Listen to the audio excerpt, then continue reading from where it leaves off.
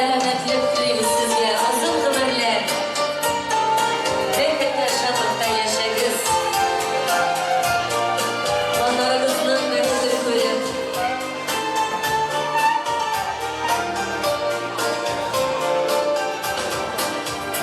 Üstüreler sıyıp, ulum kızım diye, giderim işeciler yanlarla. Hediyelilerle üzümüzde aşular, yaşıyorsa gidin gül zorla. Rahmetlimin kudayıma, rahmetlimin kalbine. Hediyeli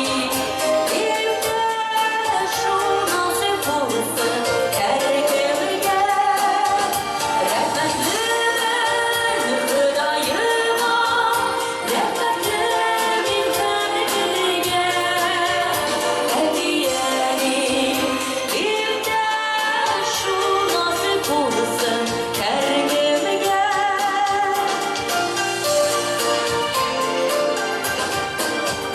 Doğum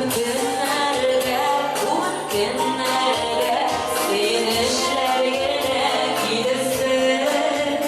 Kanatların sıyıp, ulum kızım diye, neşeyle şafak indirirsin. Rahmetlimin kudayıma, rahmetlimin kalbine. Hediyeli şu nasip olsun herkemge. Rahmetlimin kudayıma, rahmetlimin kalbine. Hediyeli şu nasip olsun herkemge.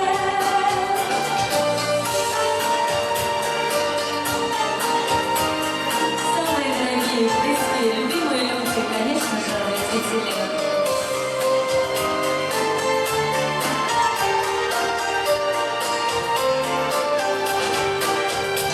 Ömürler yüzüde, ayrılığı da şide, özgeretten bana verler.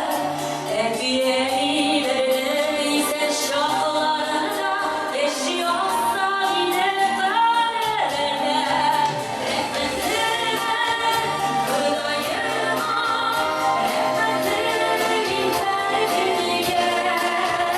Hediyeli şu nasip olsun herkemge. Rahmetlimin kudayıma, rahmetlimin kalbine. Hediyeli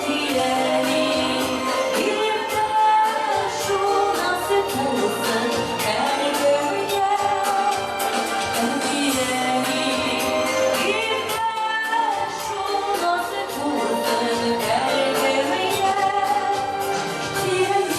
olsun herkemge. Hediyeli şu nasip olsun herkemge.